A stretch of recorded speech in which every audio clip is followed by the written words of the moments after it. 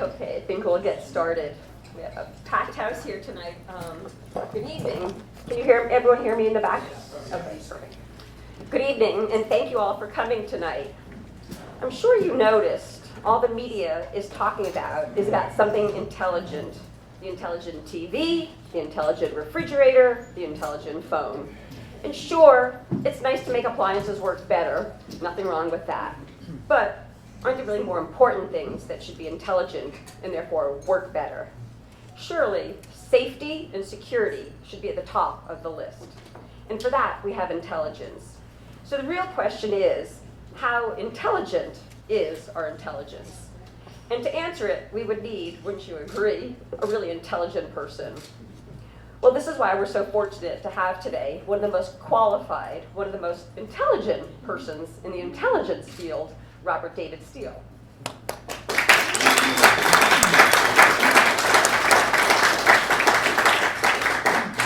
But let me first welcome you to Viewpoint's 9th event and to our 2nd following the election of President Trump.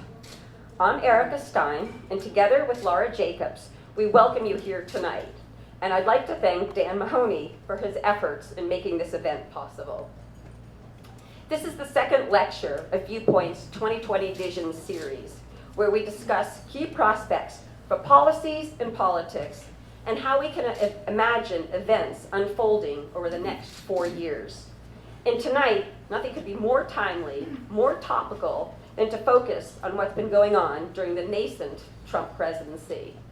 A politically inexperienced, unconventional, and I believe we can all agree on this, impulsive president was legitimately elected by the people who voted in a disruptor, someone to shake up the system. And now we're seeing the results in the ensuing chaos that has been playing out before our eyes every day and every night. But maybe, just maybe, could it be the deep state getting back at the outsider, especially if he's not a professional politician? And this is what we'd like to discuss this evening. So tonight, we're very fortunate to have with us Robert David Steele, a former top CIA intelligence officer. He is so well regarded in this field and beyond that he was recommended for this year's Nobel Peace Prize.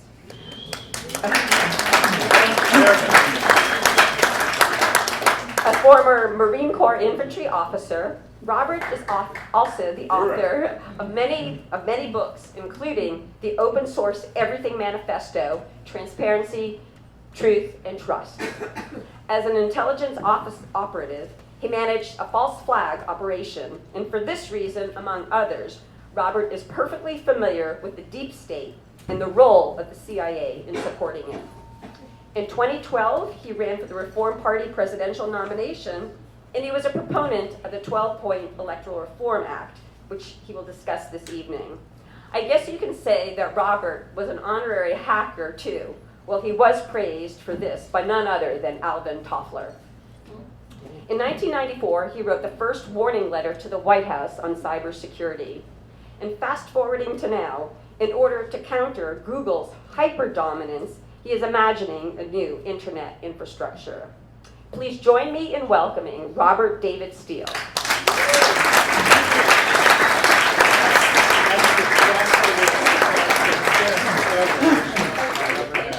Let me just go over the format for this evening. Robert will speak for about 35 minutes, and then we'll open it up for questions for about 30 minutes, and then we'd like to end close to 8 o'clock. Okay, thank you. Robert. And then I'll stay for as long as anyone has any questions. My record is 8 hours and 1 minute. Set here in New York City at Hackers on Planet Earth in 2010. I'll never do that again. I then bought a pack of Red Bull and drove back to Virginia. It was really stupid. All right, well, God bless Donald Trump. God bless Donald Trump. I cannot say that often enough. Now, I'm a son of New York. I was born in Oceanside Hospital. My grandfather worked for Humboldt Pipe, which was part of Exxon. My father worked for Exxon. I grew up overseas as the son of an oil brat, but I've never left New York, and New York has never left me. However, all of you know more about Donald Trump and all of his flaws than I do. So, accepting all of his flaws, God bless Donald Trump, because he opened our people's minds to the fact that there is a deep state, to the fact that we have a fake news media, including the crap news network. And I don't think much of Fox either, with the exception of Judge Napolitano and Tucker Carlson, maybe Brett Baer. I mean, 3 morons in the morning and 5 morons at night. This does not make my day. So Donald Trump, and I've written the Trump Revolution series at Amazon. It's a series of 8-page papers, and it's also free online, okay? Everything I've ever written is free online, with the exception of the Open Source Everything Manifesto, which a publisher owns. But I own it in foreign language rights. It's been translated into Chinese and Spanish and so forth. What Donald Trump did that nobody has ever done before was actually get everyone to understand that we have a rigged system. It is a totally rigged system. It's a politically rigged system. It's an academically rigged system. It is a financially rigged system. It's also a culturally rigged system. And I just watched, I think Cynthia McKinney is one of the goddesses of American society and politics, and she just did a video in which she pointed out that all of the evil things that white people are feeling today were first practiced on black people. All right? This is like the old appeasement of Hitler. You appease them and hope that you'll be eaten last. Well, they've arrived. Okay? So it's time for all of us to come together. And last night I had the pleasure, because of Erica and Dan's influence, of having a dinner in which we brought together the alt-right, or pop-right as some like to call it, and a couple of leaders from the black community. And my hope here is to launch today We the People Unity for Integrity. And it is not a political party. It is the 99% against the 1%. It is the Main Street against Wall Street. It is the honest people against the dishonest people. I think we can win. I really think that this summer we can occupy the front lawns and the home offices of every member of Congress and say to them very clearly, you signed the Integrity Pledge and you agree to introduce the Election Reform Act in September when you return from summer recess, or we're going to turn you into a large pile of pus. I think we can do this. Now, I can't do this. You can do this. Therefore, I'm only here to announce the idea. So let me set this up. And I don't want to go into great detail on things that I've written about extensively, but the bottom line here is Donald Trump is an accidental president and also a fringe president. He's a fringe president just like Barack Obama was, because he was elected by 27% of the eligible voters. Barack Obama was elected by 26% of the eligible voters. 47% did not vote at all in this election. All right?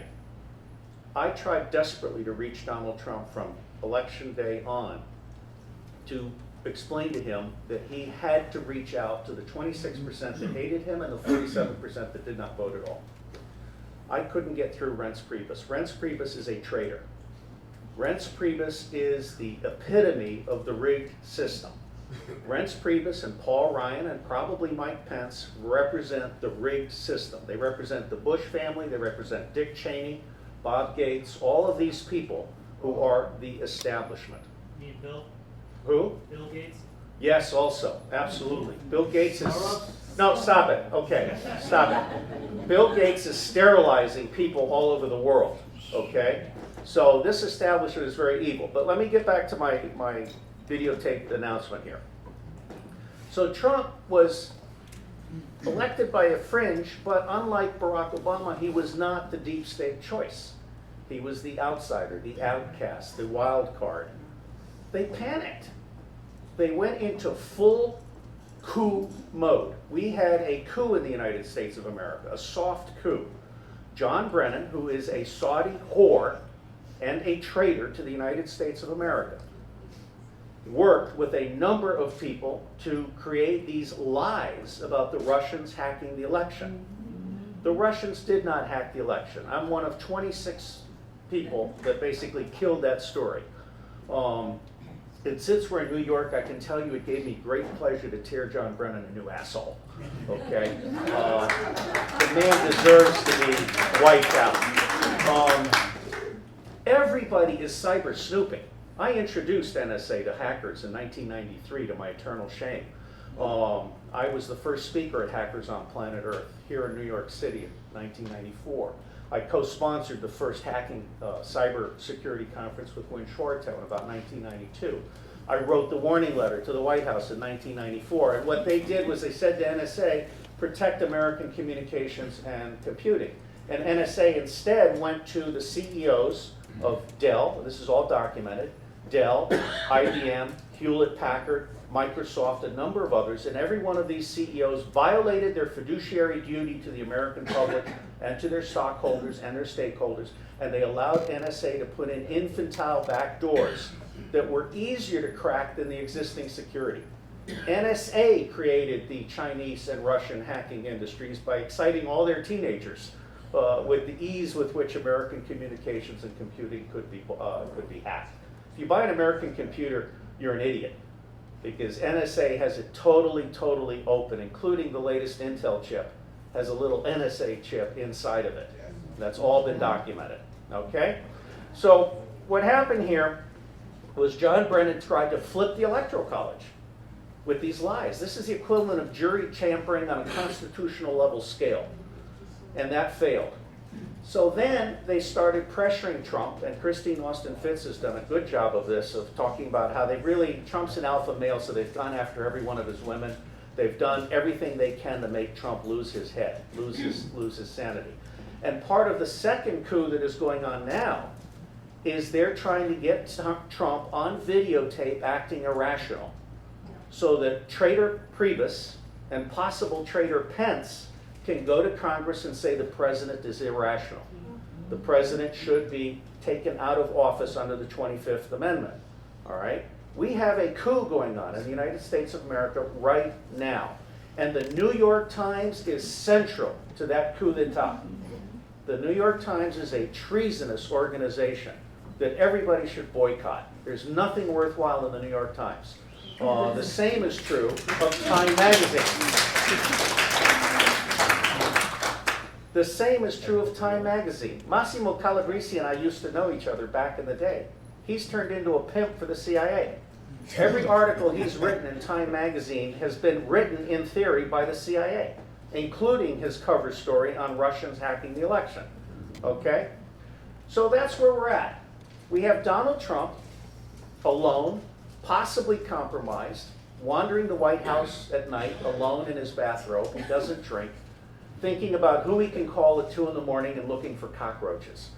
This is not a great life, okay? We need to rescue our president. Our president is in enemy hands. Now, the question becomes, how do we do this? I'm not a political person. I mean, my dream in life is to run the Trump channel and the open source agency and actually restore truth. I mean, it's funny because I was at the National Intelligence Agency in Thailand. I was shooting a documentary with Steven Seagal, and they found out I was in town, and a whole bunch of people got a little piece of me. But I ended my lecture to the National Intelligence Agency in Thailand by saying, you know, I love the craft of intelligence. And I would remind everybody of that scene in the James Bond movie where M says to James Bond, he says, James, we need you back. And James, as he's walking his way, says, ma'am, I never left. Okay? I have never left America or our government or the intelligence community. I've simply kept my integrity. And that cannot be said for everybody else in the U.S. government and the U.S. intelligence community today. So what is the deep state? One of the things that frustrates me is that people think that the deep state is just unelected bureaucrats. It's not. It starts with the Rothschilds and the Vatican. And they control the City of London and Wall Street. And they personally appoint every head of every central bank around the world, and they appoint most heads of most banks across all countries. Okay? They are not to be confused with the 9 million loyal American Jews that we have in the United States of America. 9 million Jews out of 150 to 200 million voters are not the source of influence in the United States of America. Okay? So please do not misunderstand me. I love the state of Israel. I want a safe and secure Israel, but I also want to stop the atrocities against the Palestinians. I want to create an international city. I want Jerusalem and Mecca to be international cities. It's time we put Saudi Arabia back in a really small box, okay? They are the greatest source of evil in the Middle East, in my humble opinion. So what is the deep state? It's actually financial people controlling political people who control media and academic people who control you. And every decision that is made in Washington today is made against the public interest and in favor of the 1%. All right? So it's time we say, as they said in Egypt, enough. And that's why I say, God bless Donald Trump. God bless Donald Trump. I cannot say it often enough. Because with or without Trump or Sanders, and I'm sorry for those of you that love Bernie Sanders, but he's a sheepdog for Hillary Clinton. Okay, the People's Party is sheepdog 2.0. And one of the reasons why I'm so excited about bringing together, I hope, the people of color with the alt-right, pop-right, is because then we can bring in the Latinos, the Greens and Libertarians, and then at that point, we can go to the alt-left, pop-left, and say, look, you can either follow the sheepdog or you can come over here and be part of this larger movement. Now let me tell you about the political landscape of America. 17% are controlled by the Democrats. 13% are controlled by the Republicans. Another 20% are the small parties and activist independents. And 50% have dropped out. 50% of our country no longer participates because they know it's a rigged system. So Cynthia and I are using the hashtag #UNRIG. And I'm very pleased to say it's in the top 3 on any search right now, but with your help maybe we can move it up to the top 1. #UNRIG. UNRIG. Not unrigged, but unrigged. So what is an Electoral Reform Act? After running for president, I found out we had 8 accredited political parties. I had no idea. What that means is these parties are eligible for matching federal funding. I will list them because they were new to me. Constitution, Virgil Good. Green, Jill Stein and Cynthia McKinney back in the day. Libertarian, Gary Wetson Aleppo Johnson. I mean, how stupid, I'm a libertarian, by the way. So let me say, having said I'm a libertarian, let me say, how stupid do you have to be as a party to elect 2 old white guys, one of whom has lost half his brain to drugs, okay? This is idiocy. So it's time for the Libertarian Party to get a grip on reality, and I tried very hard to get the Libertarians and the Greens to run a joint candidacy with a coalition cabinet and a balanced budget announced in advance. Under the circumstances that we had, they could have won, but they didn't want to listen. Okay, so God bless Donald Trump. We have Donald Trump. What do we do with Donald Trump? We try to help him. And I have tried very hard to work through several people that know Steve Bannon, and I've tried to reach Trump, and I have a memorandum for the president that's been read by 3 million people. I'm told it's been read by Trump and Bannon, but they made the mistake of thinking that the Republican Party was going to stay in power through 2018. It will not. If we don't have an Election Reform Act, the Democrats will take the House, and if we have a major pedophilia scandal and lose 6 senators, 1 has already left, Chavez. If we lose 6 senators, the Democrats can take the Senate, in which case they can not only impeach the president, they can also convict him. Donald Trump is on very thin ice. And I personally believe that the ideas that I've articulated for him, including a Trump channel, his new website is crap, okay? It's just a vanilla kind of old website. Here's what I want you to know, with no two-way dialogue. He needs poll mole. Pollmall.vote. I'm very high on that because he can then do a trumpet, get back 150 million answers on a single presidential dashboard that is sorted by congressional district and so forth. All right? And he needs an open source agency. He needs a counterintelligence surge. I'll tell you a secret. The National Security Agency only processes 1% of everything it collects, but it has collected everything for the last 10 years. In the National Security Agency databases are every email and every cell phone call every pedophile has made in the United States of America in the last 10 years. I hope they're not in the process of destroying them, because the problem that we have is that NSA does not provide support to the FBI or to the clandestine service. When I was chasing terrorists overseas, I couldn't get NSA to provide support to me at the tactical level. A bottle of scotch got me 15 hits for one day. And then the guy said, sorry, you're not a priority. Okay? So our system is completely broken. But going back to this Election Reform Act, there are 12 things that have to be done together. And one of the problems that I have with people who mean well, like Christina Tobin of Free and Equal, and Lawrence Lessig, who was an active traitor. Lawrence Lessig actually went to hide out in Iceland during the Electoral College. And from Iceland, he was telling people he would support them if they flipped their vote, okay? So a traitor hiding in Iceland, that's Lawrence Lessig. The 12 things that need to be done together. You can't just do campaign reform or ballot access reform. You have to do 12 things together. And I will just list them and then wrap up with a truth and reconciliation theme and where Cynthia and I would like to see us go beyond Trump and Sanders. Number one is universal registration, and the prisoners don't lose their vote, by and large. We have put more black people in jail under the Clinton crime bill than there were slaves at the beginning of the Civil War. This is an absolute outrage. It's, number one individuals being yes. executed in this country. Yes, I agree. I agree. Thank you, Anita. Number two, free and equal ballot access. The two-party tyranny makes it impossible, with the exception of the Libertarian Party, for others to get on ballot access. And you have rising parties like the Justice Party with Rocky Anderson and the Working Families Party with Bill de Blasio that really cannot go national. We could burn him at effigy later, but the whole idea is a good one. Okay, tightly drawn districts, gerrymandering, of course. Cynthia McKinney was executed by the two-party tyranny. Her district was destroyed, and we need to do better about that. We also have to consider the possibility of floating congressmen. The elderly and the gays may need congressmen because they don't live in single districts. And I don't offer all of this as a prescription, take it or leave it. I'm trying to start a national conversation. So these are all ideas from others that I've aggregated that I just want to throw out there. Okay, public funding of political campaigns, because right now USA Today has listed the 40 billionaires that own the US Congress, listed them by name. Free media access.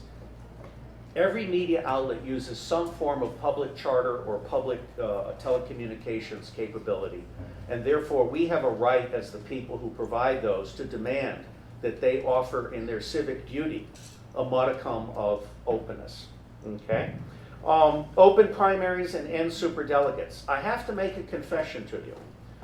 I never thought Donald Trump would win, so before I approached Donald Trump, I approached Bernie Sanders. 8 times. 8 times Bernie Sanders was offered a chance to introduce the Election Reform Act in Congress. Had he done so, he might be president today. Goodbye, Bernie Sanders. Holiday and free public transport. We make it very hard for impoverished people and people with handicaps and others to vote, and that's deliberate. There's a lot of voter suppression going on, not just black, but also white in certain districts. Paper ballots counted publicly on site. The debold machines were designed for fraud. Every electronic voting machine today is designed for fraud by the owners of the machine, and most of them, not all of them, are hackable remotely. Okay? Hillary Clinton stole 13 primaries from Bernie Sanders with electronic vote tampering. Hillary Clinton hacked the election, not Vladimir Putin. Okay?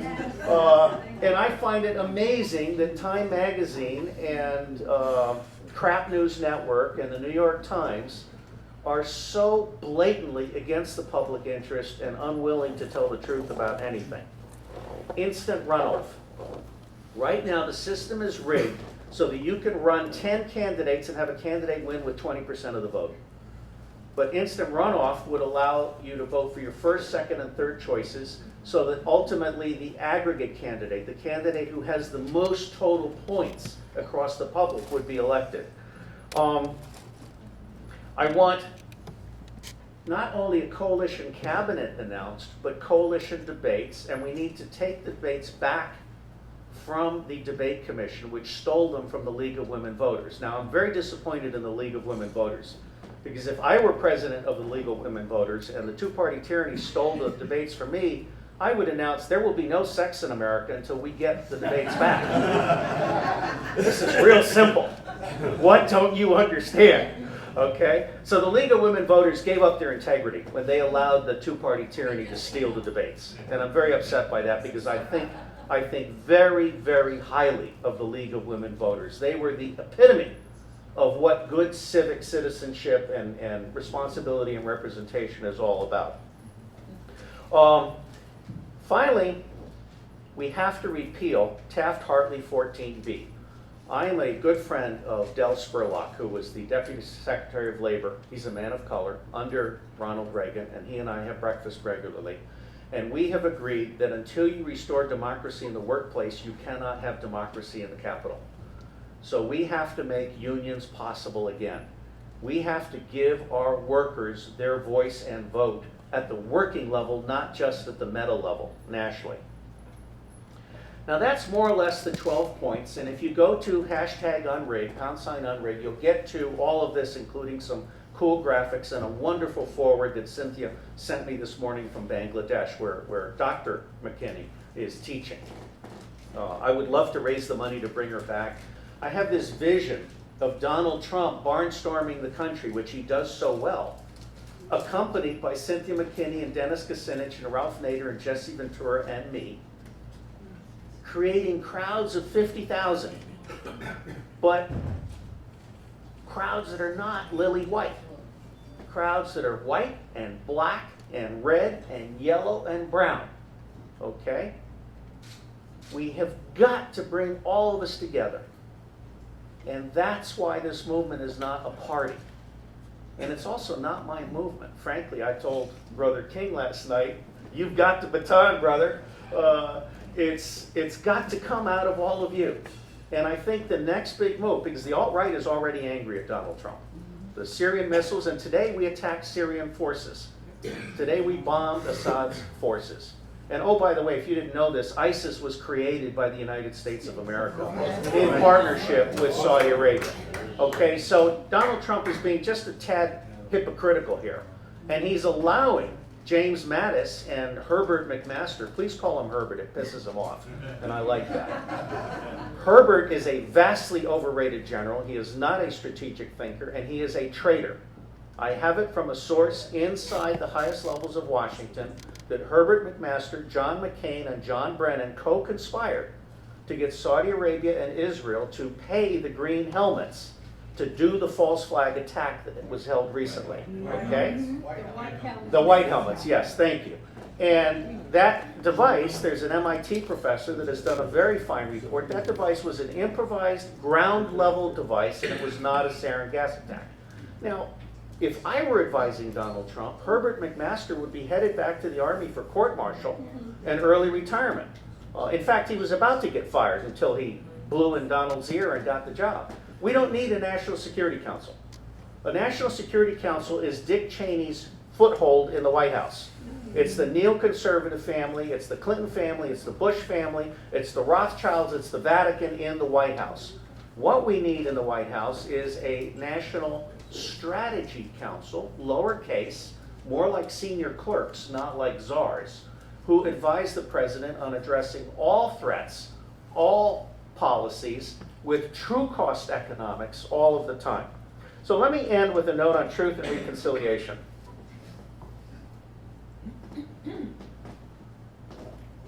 I get pushback from people because you all remember the Franklin scandal, which was the pedophilia scandal in Nebraska, and you all remember what was called Spotlight about the Vatican Church in Boston.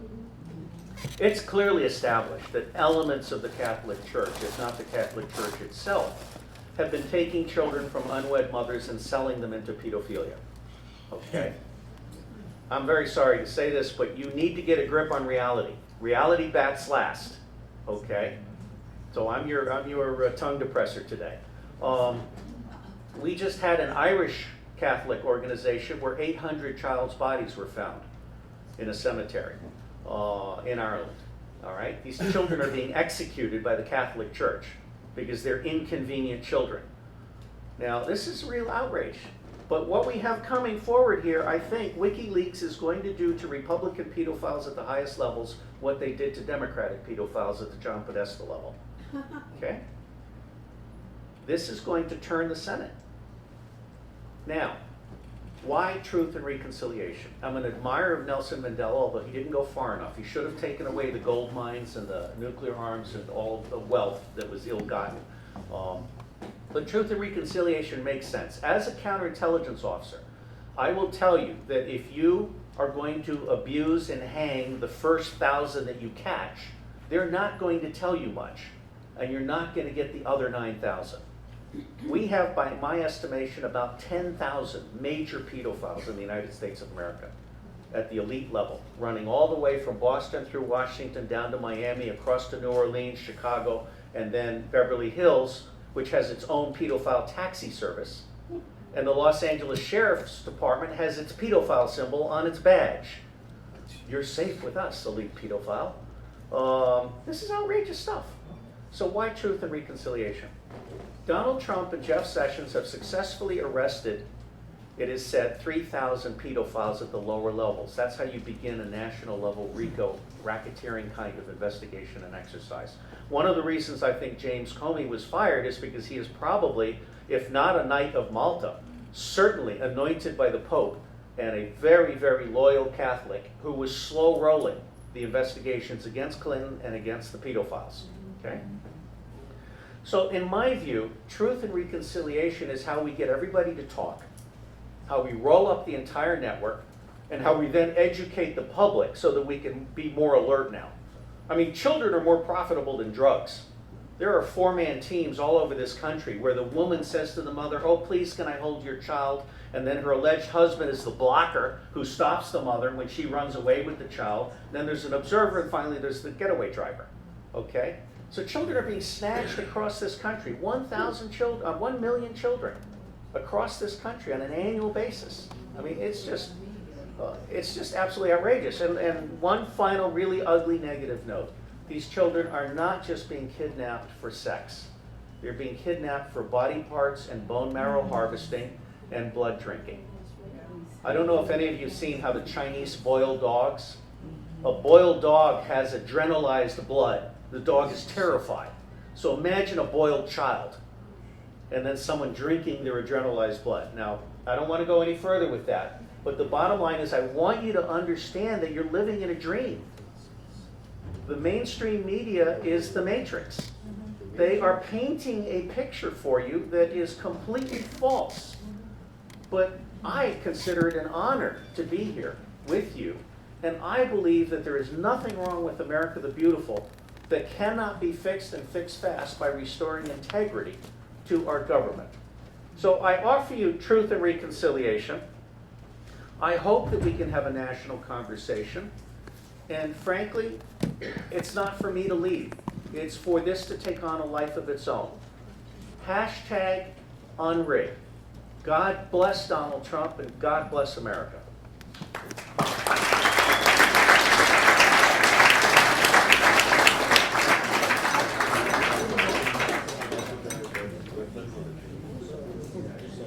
Okay, thank you, Robert. We'll open it up for questions now. Before you ask a question, please wait for the microphone. Please stand up, state your name, and make your question very brief. And please make sure it's a question and not a statement. Right, no statements. I will mock you if you make a statement. Okay, all right. Anita, you got to control it. I will. Thank you. Love you. My name is, okay, shall I start? My name is Nellie Hester Bailey. I would like you to comment on the editorial piece of David Brooks that appeared in the New York Times that was in the fall of last year, and which he predicted that Trump would be forced to resign or he would be impeached.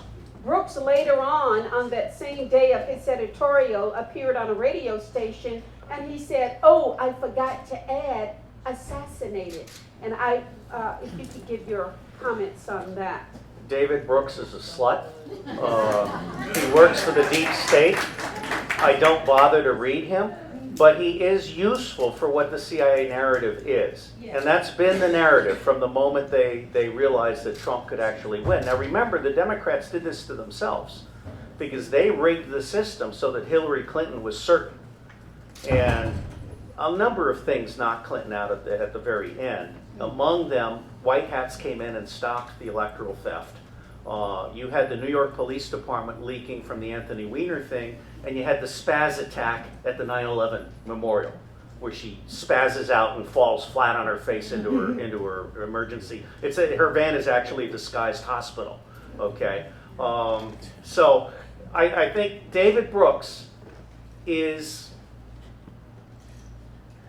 the perfect ass licker for the deep state. Mouthpiece, thank you. You are so much more gracious, diplomatic, and polite than I am. Another question. Over here, this lady, and then this gentleman, and then in the back. Ma'am, behind you. Yeah.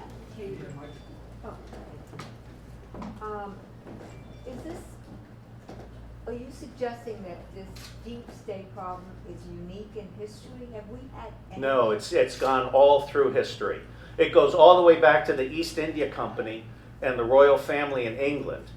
So the deep state has always existed. The genius of the Rothschilds was to realize that if they could get governments to be stupid enough to let them run central banks, they could run everything.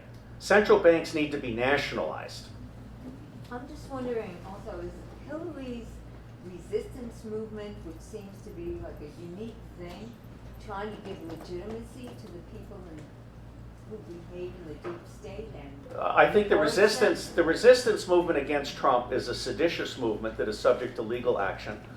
I predicted a violent American spring after Berkeley, and I think George Soros has been informed he will be assassinated if he keeps going with this nonsense. So somebody stopped the violent American spring. Because one of the things that people don't realize is that Berkeley happened because the president of Berkeley University, the mayor of the city, and the governor of the state all wanted that violence to happen. Okay? Had I been the scene commander, those people would have been rounded up, everybody dressed in black would have been isolated, and we would have had a very long, deep conversation about who put them up to it. Okay? So another question here, sir. Yes, the microphone coming. And then there was a gentleman way in the back, if you want to go find him. Yes, my name is Howard Samara. I would like to know if you consider the CIA the Fed's army. That's a great question. First off, there are 7 CIAs, not 1. And I've published this. You can look it up, 7 CIAs. So you have a Wall Street CIA, and you all have to remember, CIA was created by Wall Street. I really recommend David Talbot's book, The Devil's Chessboard. Everything Donald Trump is experiencing today at the hands of the CIA and the deep state, John F. Kennedy experienced at the hands of Allen Dulles, the CIA, and the deep state. Okay, so I know people give me a hassle when I say Trump is like Kennedy, but there are in fact a lot of similarities, including the fact that Putin is a more loyal, useful friend to Trump than Trump's own generals. John F. Kennedy had a back channel with Khrushchev, and they agreed that they trusted each other more and that their greatest threat to peace was their own generals. Okay?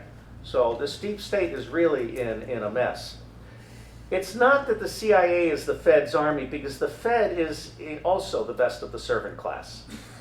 You really have to see the Rothschilds, the Vatican, 12 families, and then all of the banks, and then the secret intelligence agencies and the central banks. Those are the best of the servant class. They're not actually in control of anything. And 90% of them are just doing their job. 10% of them are deeply engaged in treason at all times, including the FBI. I mean, the FBI is a theatrical agency. The FBI does not actually do much for our country, or it would have taken down the 900 traitors that we have, or the 500 traitors we have across the federal government. So What you do have, and you may have read John Perkins' Confessions of an Economic Hitman. I'm also reading a great book on how the Great Depression was essentially not only allowed to happen, but encouraged to happen. Bankers never lose. They always bet short and they ride it down, and what it always ends up, every economic collapse, and Martin Armstrong has never been wrong. We are going to have an economic collapse in September of this year, and they're already starting to blame Donald Trump for it. I've been watching a few pieces of media, and there's some moron out there saying that people have no confidence in Trump, therefore the economy is going to collapse. He's a lying asshole, okay? Because basically, the economy is going to collapse because of the way that Wall Street has mismanaged the economy in favor of the 1% and against the 99%. So Donald Trump is blameless. Now, Trump has his problems. His health plan and his tax plan are both frauds. They are absolutely dishonest documents because he has surrounded himself with people that don't tell him the truth. And I pray for Donald Trump. God bless Donald Trump. He's got enormous potential. We need to save him. Back in the back there, Steve. in the way back. No, wait, in the way back. If you're holding the microphone, you have the right to speak. Steve Giblin. Okay, I've read everything that J.B. through and Benedict and Francis has written. Could you elaborate a little bit on this Vatican conspiracy that you have? Well, it's not a conspiracy. I mean, we had a post once on 33 conspiracy theories proven true. And CIA invented, I turned down a job with covert action staff. I actually have a gift for covert action and false flag stuff, and I don't like it. So I turned my back on it. But CIA invented the term conspiracy theorist in order to diminish the people who were telling the truth about the JFK assassination. John F. Kennedy was assassinated by CIA under Allen Dulles' instructions with the joyous cooperation of pedophile J. Edgar Hoover, founder of the FBI, and the approval of Lyndon Baines Johnson, the most crooked politician in history up until Hillary Clinton, with the active participation, I'm sorry to say, of the Bush family. George W. Bush Sr. was part of the deal, and Howard Hunt was part of the deal. So I have completely lost my train of thought. What was your question? Oh, conspiracy theorist. Okay, conspiracy theorist. Now, fast forward to today. Wait. Okay, I'll come to the Vatican, but fast forward to today because CIA created the fake news media to try and put down the alternative media, and we ended up flipping it back out. Bottom line is the Vatican's gift was to put Jesuits into the chambers of kings and queens and to use the confessional as an intelligence service. Okay? I mean, I don't know myself directly. Fine, you can think it's a stretch, and then when you've read my 12 books, you can tell me I'm wrong. I don't know that, but I do know that the power of the Vatican is so great. Well, that's a huge assumption. Okay, that's fine. That's fine. That's fine. I don't care. There must be some documents or some. Yes, there are, and you're welcome to go find them. I'm not going to spend time spoon feeding you. Next question. Sir, with all due respect, I've made a statement. You can take it or leave it. Next question. Is it on? Hello? Yes. Hi. I'd like to know how you feel about the current Comey firing and that whole... You know, I thought Comey could be saved because he did the right thing when he said the Clinton investigation had been reopened. But the reality is that Comey has been so tight with the Rothschild family. I mean, he was on the Hong Kong and Shanghai Banking Corporation board back in the day. And that Hong Kong and Shanghai Banking Corporation is the original East India banking family coming forward. I really think there is good in everyone. Donald Trump right now is being screwed. Let me come forward to Mueller. Mueller is a traitor. Mueller covered up 9/11 for Dick Cheney. 9/11 was done by Dick Cheney. 13 countries warned us in advance. Dick Cheney declared hallelujah. He declared a national counterterrorism exercise 3 months in advance for the day of 9/11. All 3 buildings were taken down by controlled demolitions. AIG had all the fireworks and the Hollywood theatrics set up in advance. The Israelis spent a year deepening the channel so that they could destroy the crime scene. Rudy Giuliani led the destruction of the crime scene. Okay? Our firefighters, the families of 9/11, they all got it immediately. Many were fired over that. I'm sorry to hear that. And many were also sent to their early deaths with cancer. And George Bush, when he told the New Yorkers that it's safe to return to the city, was a dolt, a misinformed dolt. So every New Yorker was breathing in asbestos for a couple of weeks, which, by the way, that was an insurance fraud. 9/11 was an insurance fraud. Insurance companies are not so stupid as to accept 9/11 as a $7 billion payout. Okay, so they were complicit in all of that. 9/11 was also how we closed out the black merchant, the Black Eagle Trust, which was the $250 billion that Buzzy Krongard was running at CIA from 1998 to 2001 to destroy the Russian economy. We spent $250 billion destroying the Russian economy. Okay, and that was illicit money. That was gold lily money. And then after we had done it, we laundered that money with 9/11 and all those trades that were not. And all the early trading, all the short sales on United, all of that has been traced back to Buzzy Krongard and Brown and Root. But you don't see that in the New York Times. You don't see that in Time magazine. It's part of the rigged deep state. Let me move to another question. She's in charge back there. The lady. If you have the microphone, okay, way in back, and then we'll come forward to I have a you. very short question, sir. Could you comment on General Flynn? On who? Why that all Mike happened? Flynn. Okay, I know Mike Flynn personally. Mike Flynn is a very decent human being. He can be abrasive at times. I can be also. I suffer idiots very poorly. But Flynn, I think, made a couple of mistakes. He was so intent on cashing in that he took some money and he failed to make full and proper declarations. So I think Flynn hung himself. I, for example, could not be hung the way Flynn has, because I'm purer than Caesar's wife. I declare everything, including my recent meetings in Thailand. And, well, I don't know how pure she was. Maybe it's the wrong analogy. Sorry. But the bottom line is Mike Flynn took a hit because everybody wanted to hit him and because he had made enough procedural errors so that he was hittable. But he's a good man, and Donald Trump is a loyal president, and I think he still takes Mike Flynn's phone calls. Now, this gentleman who's about to ask a question painted the portrait of me, which has my goodness showing, which doesn't happen often. Yes, sir. Yeah, hi, Robert. My name is Douglas, and I am doing a series of 100 portraits of whistleblowers and informers. And No statements. Robert is part. But anyway, I wanted to mention that this whole system that we live is only as good as its free, honest, and fair, open media. And if the media is completely bastardized, and if, you know, this idea of fake news, it is fake news, but it's not for the reasons that Donald Trump Right, it's says deliberate. fake news. Why don't you ever get, I mean, the third rail of the news is Fukushima or 9/11 or any number of topical things that need Vaccines. to be discussed.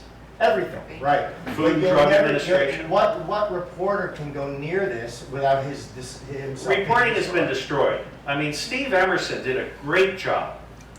He wrote American Jihad. He did a PBS series on Muslim preachers on U.S. soil calling for the murder of Americans in mosques in the United States of America. He was fired by PBS for doing that. I'll tell you what my epiphany, that's the Republican word for aha.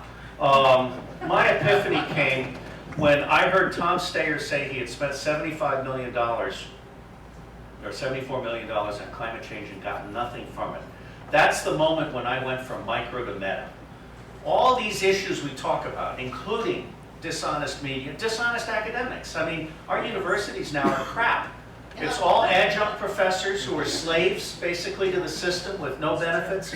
All of the jobs that Obama created were part-time jobs with no benefits. I mean, the whole system is rotten. I realize that nothing will be fixed until we do election reform. The meta issue, the core issue in America, is election reform. If we can restore integrity to how we elect and how we manage things in Congress. Now, the Republicans are not blameless. Newt Gingrich personally destroyed Congress and destroyed Article 1 of the Constitution when he set out to destroy Speaker Wright and turn all members of Congress into foot soldiers for the two-party tyranny. And that story is told in The Power and the Ambition. I read a lot. I'm the top Amazon reviewer for nonfiction.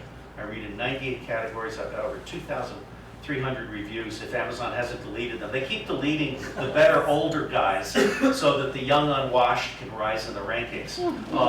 But all of my reviews are preserved at phibetaiota.net. So let me stop there. This lady is eager to ask a question.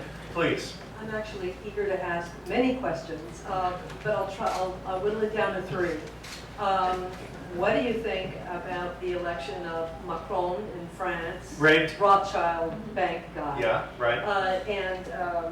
What do you think about the under investigated death of Seth Rich? Yeah, also. And how do you? I understand what you're saying about 9/11, and it's a big story. But just to whittle that down, what do you think about the Saudis who drove planes? Most of them were not Saudis. They were using Saudi passports. You're right. The Saudis were complicit in covering up the whole thing. Right, but yet could you just say a little bit more Well, about I mean, Macron was definitely a win by the deep state. And the Netherlands may have been. Part of the problem is that the European populists tend to be a little bit too extreme. They make Donald Trump look conservative, which is hard.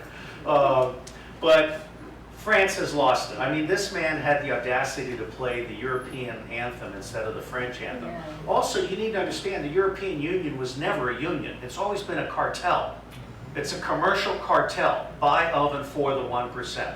It started as a steel cartel and then went on from there. And they love Goldman Sachs.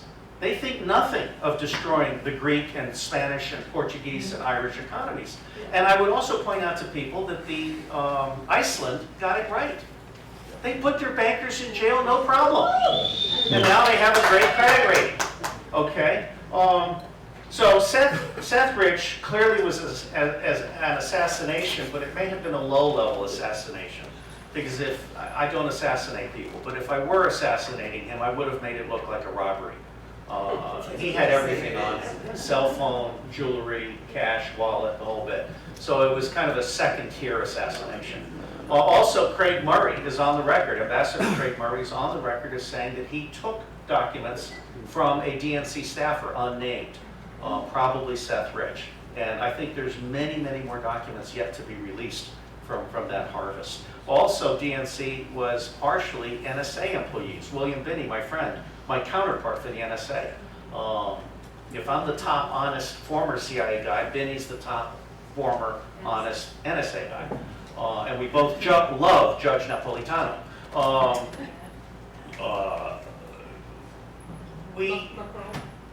I'm sorry, I've lost my train of thought. I really am, God, I may have to run with Gary Johnson for office. With any accommodation, 2 old white guys again. No, I'm not going to do it, I promise. Okay. So another question, or do you have a quick follow-up? What did I miss? Shout it out. Oh, okay, Saudis. And Soros, but Saudi. Soros is under a death warrant. I mean, I think Soros knows that he is at severe risk in the United States of America and elsewhere. No, I'm not kidding. I'm not kidding. We have what we call Ranger Justice in the United States of America. Ranger Justice. That's when someone goes so far out in front that people other than myself, I would never do this. But there are people seriously thinking about killing him and Eric Schmidt. Okay. Eric Schmidt is Google Gestapo. Okay. Hashtag Google Gestapo. Eric Schmidt, by the way, is dry running in the United States of America a censorship system he wants to sell to China. So imagine that. Google Gestapo is a practice run, not only to manipulate political stuff and stomp down on Trump supporters and elevate the resistance of people, but he's actually doing it so he can sell it to China and say to communist China, look, here in the United States, I've developed the perfect censorship system worthy of communist China. How ironic is that? Okay, so over here we had another lady. Yes, yes.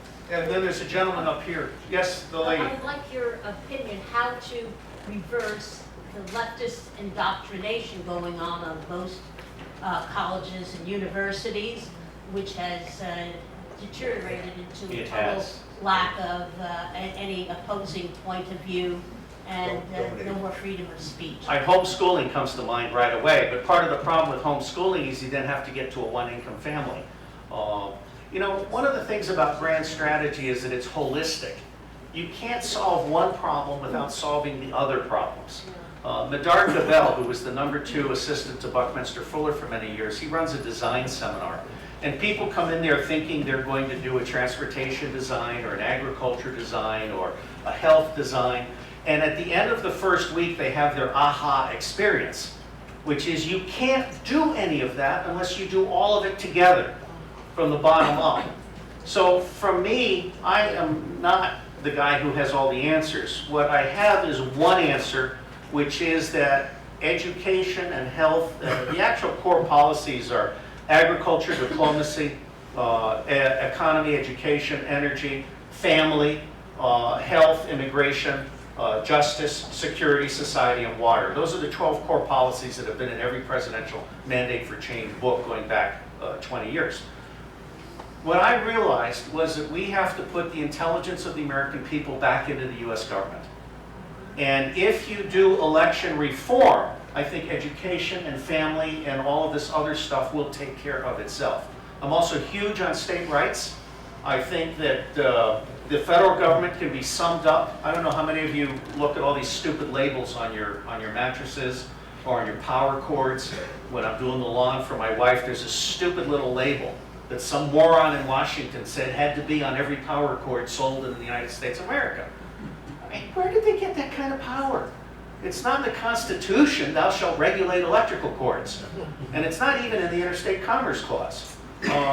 So education for me, by the way, is part of a continuum, education, intelligence, and research. And intelligence is actually about decision support. And what I have discovered in the last several decades is that intelligence is also remedial education for policymakers who are very poorly read. Okay? And Donald Trump, for all of his gifts, does not read a lot. He's a Twitter president. And so I think he really needs a trusted source of intelligence. The President's Daily Brief, by the way, is absolute crap. It's 1/2 lies and 1/2 garbage. It's not worth sitting through. The President's Daily Brief, for example, does not distinguish between strategy, regional, tactical, and technical, which is acquisitions. The President's Daily Brief also does not give the President a holistic picture of the whole threat spectrum. Let me just point out to you that the intelligence community only does 2 out of 10 threats. 2 out of the 10 high-level threats to humanity: interstate conflict and terrorism. They ignore, and these threats in this priority order were created by Lieutenant General Brent Scowcroft and the United Nations High-Level Panel for Threats, Challenges, and Change. And yes, I would pull out of the UN and pull out of NATO, but it was a good effort. Poverty is #1. Poverty is the #1 threat. And illegal immigration has a lot to do with the poverty that we have created by funding dictators overseas. We are best pals with 40 of the 42 dictators on the planet. The only 2 we don't like are North Korea and Cuba. And Cuba's a joke. I mean, the Mexican president was asked to declare Cuba national security strategy, national security threat to Mexico, and he refused. And the president said, "Why?" And he said, "Because if I did that, 40 million Mexicans would die laughing." Okay. So poverty, infectious disease, environmental degradation, interstate conflict, civil war, genocide, other atrocities, including trafficking in women and children, then proliferation, terrorism, and transnational crime. The U.S. intelligence community is absolutely worthless on 8 of the 10 and marginally useful because it's lying to the president on the other 2. So one of the things I would like to do is create an open source agency, which is why I was nominated for the Nobel Peace Prize, which I don't deserve, but I want to help Donald Trump and Vladimir Putin and Modi in India and Xi in China and maybe Duterte, who is, we can say, a ballsy guy in New York terms. I love him. I want to help them win the Nobel Peace Prize. Here's the bottom line on this. We can lift up the 5 billion poor with clean energy, water, housing, aquaponics at 10% the cost of what it has cost us. A John Deere tractor costs $200,000, cannot be repaired by the farmer in the field. In fact, the farmers are now suing for right to repair. A John Deere tractor has to be evacuated in a very expensive way in a trailer to the repair facility, and then they make secret software repairs, and then they rent it back to you. An open source tractor, which my friend Marcin Jakubowski has created, open source ecology, global village construction set, he's documented all of these, and I'm trying to get Modi, as well as Putin and Xi, to notice this. He's documented all of this. For 10% of the cost of a John Deere tractor, he can create an equivalent tractor that can be repaired by the farmer in the field with no hidden parts. That's how you lift up the 5 billion poor. I was very impressed by C.K. Prahalad and his book, The Fortune at the Bottom of the Pyramid. We rich, we billion rich, have a $1 trillion economy. The 5 billion poor have a $4 trillion economy. But they don't buy sub-zero fridges, they buy ceramic jars they bury in the ground that cost $2 and keep meat fresh for $5. So I'll stop there. There's a lot at 58iota.net, and this gentleman here has been waiting patiently.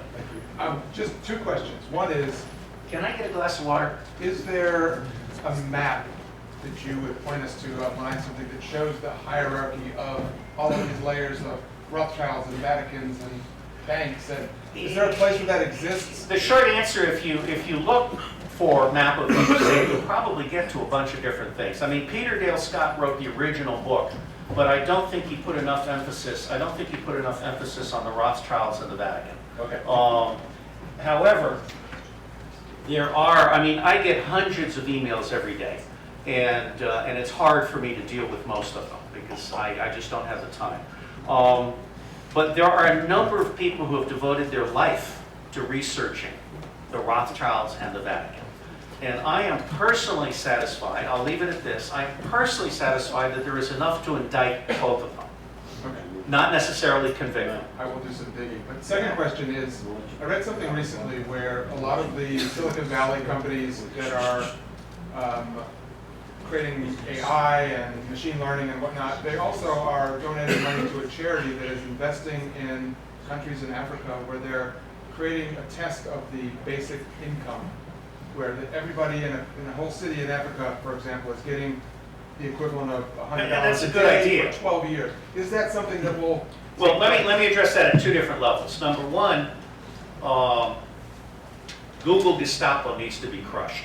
Absolutely. So we need a new blockchain alternative to Google and Twitter and Facebook, and we need to have something that cannot be censored. But we also need tools. I mean, Micah Sifry, right here in New York, in Civic Hall, has written an excellent book called The Big Disconnect, Why the Internet Hasn't Fixed Politics Yet. It's an absolutely superb book. At CIA, which has done some good things, a 4-foot-high redhead named Diane Webb designed computer-aided tools for the analysis of S&T in 1985, and we still don't have it today. The reason we don't have it today is because the federal budget is completely fragmented. OMB doesn't manage anything.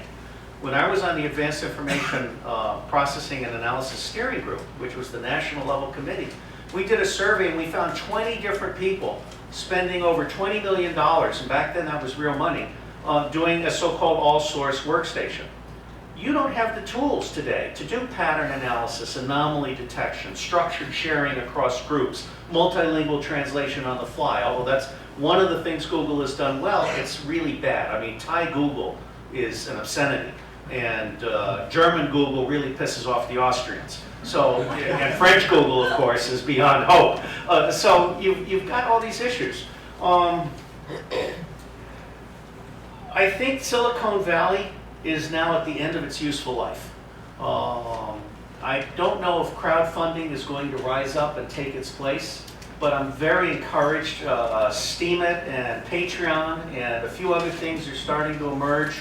But I actually will say, and I was asked this question in Thailand, I think we need a mix of autocratic leaders.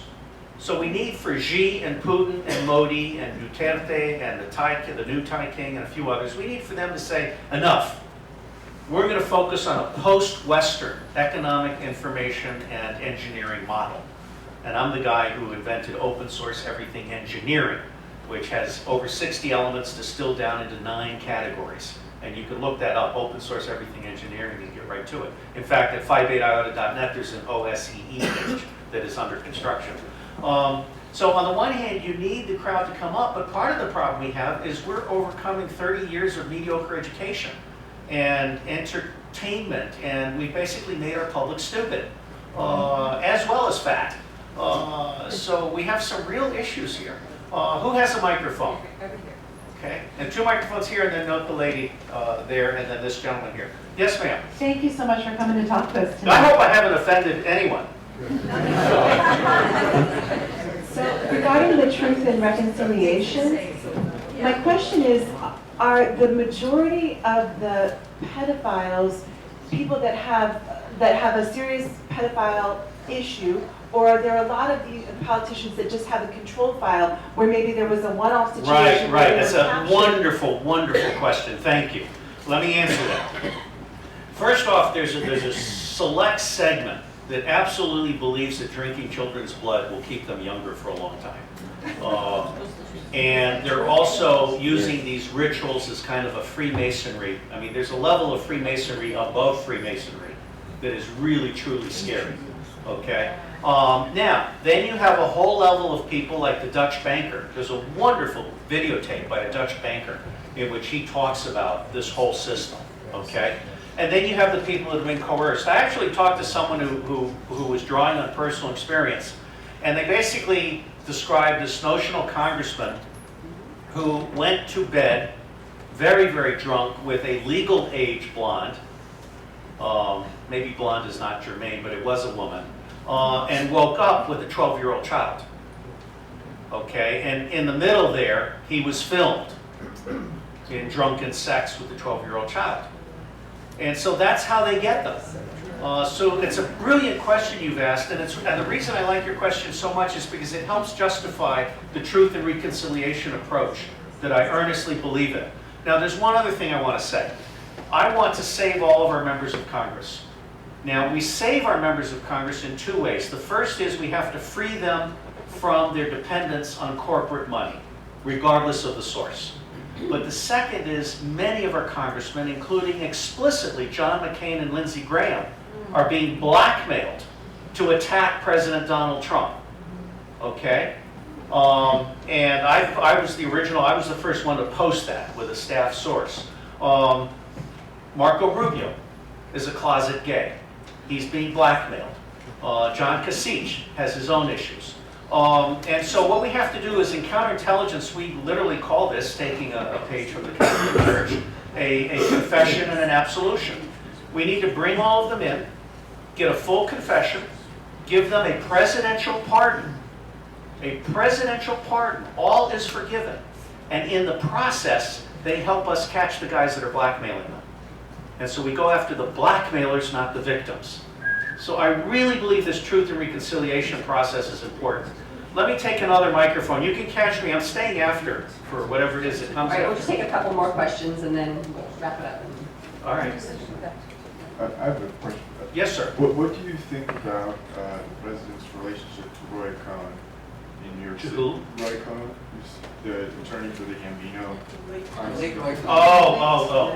That's first question. I'm from New York. I'll make you a deal. Yeah, second, Everything goes in New York. So, in that his installment in this position is to create civil divisiveness while to distract us from this municipal bond bubble that's coming in the fall. That's a good question. I mean, let me say first off, in New York, you deal with everybody, right?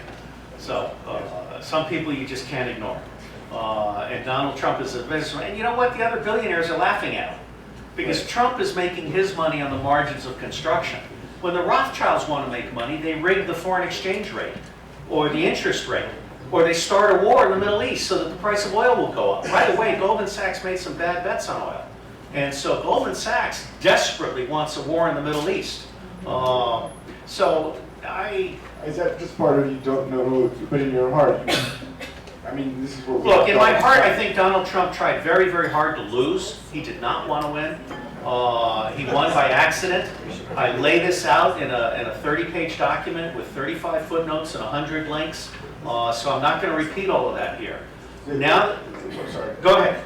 Because yeah, it's the same thing we can't know. The second question is regarding North Korea. It's not our problem. Is it possible that that's a kind of a heel state to justify our fleet being in the North China Sea for a war with China that's looming? No, I don't think we're going to go to war with China. I think the main event, what Dick Cheney wants, is a war in the Middle East. By the way, we could not win a war with China. Chinese diesel submarines are popping up behind American carriers in the middle of the battle group all the time. The Russians, the Iranians, the Chinese all have sunburned missiles that do Mach 2 while zigzagging. We cannot win a war with China or Russia, period. Third question is just short of any of these leaders being, the second coming, what can we? No, Donald Trump is the second coming. I mean, I thought I made that clear. Well, I know so too, but I'm just saying, what actions can we, the people, like you sometimes Election talk about, reform. There is one action you can take. Hashtag UNRIG. But what about, period. What about even further, like say, could we, the people, collectively sue the Fed under a class action suit? They're going to laugh at you. But no, you can go all the way up to Look, the that's Supreme all, Court. forgive me, but that's all down in the margins. There is only one thing that will turn this country around, and that's as if every person occupies the front lawns and home offices of every member of Congress this summer and makes it clear to them that, number one, we will relieve them of blackmail and bribery pressures, and number two, we will turn them into a pile of pus if they don't pass the Electoral Reform Act in September. That's it. That's meta. Everything else is micro. Okay, next question. Thanks for coming out. Are you familiar with the Bilderberg Group? Yes. They're meeting. Yes. People on their way down with aspirants on their way up. Yeah, they're meeting this weekend, or the first weekend of June in Chantilly, Virginia. I just want to know, what do you think is going to be their... Like the Council on Foreign Relations, a lot of servants. Really, I mean, these are all servants. These are not decision makers. These are pimps for power. Yeah. I know. This may not go with the party line here, but what I really have to emphasize, I mean, look at the Atlantic Council. The same week that the White Helmets did their false flag in Syria, the Atlantic Council was glorifying the White Helmets in a conference in Washington. I mean, that's just deep state. Council on Foreign Relations is how the deep state manages the consensus, how it manages the narrative. Okay, so Council on Foreign Relations, New York Times, Washington Post, the Bilderberg Group, Bohemian Grove, where some people, trilateral. I mean, all of this is part of an architecture that manages the narrative. I mean, I forget who wrote Animal Farm, but he got it right. Okay, we're all expendable animals. And what Cynthia McKinney has, I'll tell you a quick story. I wrote a piece for Kindle called Democracy Riots. We're all black now, deal with it. Okay? I've been technically unemployed for 8 years. All right? I lost my company to 3 morons in government who asked me to declare all my foreign contacts, and I declared 7,500, and each of which had a piece of paper on them because I'm meticulous in my documentation. Picture 3 little chimpanzees jumping up in a small room. So I lost my clearances. I got them back. A judge restored them because I was purer than Caesar's. Well, maybe not purer than Caesar's. We're going to have to find another analogy. I'm pure, okay? I cannot be blackmailed. I can be killed. And I'm at a point in my life where I would welcome death. So bottom line here is all of these people are part of this narrative. And the narrative comes from 12 people at the top. And every decision that's made, I mean, the transpartisan partnership was all about subverting sovereign nations to corporations. And the health bill, I mean, Obamacare was just as dishonest as Trump's Ryan's bill, okay? I'm friends with Carl Denninger, one of the greatest Americans we've got, co-founder of the Tea Party, okay? Carl Denninger has written an excellent book called Leverage, and he has written an honest health plan. And if you don't require that the health industry have a price list, and if you don't allow the US government to negotiate it, then you have a dishonest health plan. Now, taxes, tax reform, Trump's tax reform is completely dishonest. It leaves the burden on Main Street. It still does not tax Wall Street currency and stock transactions, which is a huge source of revenue, and it's a fractional thing. Edgar Feige created the automated payment transaction tax, which would also allow us to eliminate the Internal Revenue Service, which together with the Federal Reserve are the two Jekyll and Hyde kind of things that were created to turn all of the American people into slaves. All right, so going back to my we're all black now. My wife gives me room and board, a car to drive, and health insurance, and I have to come up with money from donors for everything else. But before I became popular a few months ago on Alt-Right, I didn't have any money at all, and my zipper broke on my one winter coat. And I said, oh shit, this is what it's like to be black. Only I take a liberty here. But it's like 200 years worth of oppression and not having anything, and you're out of Schlitz. Okay, well, we white people are there. So it's time now for the 99% to come together. And frankly, the next move is yours. Because the alt-right has said yes, and now you guys have to say yes. And if you say yes, then I think we have the makings of going to the Libertarian Party, which desperately needs new management, and the Green Party, which desperately needs new management, and a few others. So next question, last question, what do you want to do, Erica? I'll stay here till 10. I was hoping to hear something more specific about a program to, by the way, I'm Spear Larry.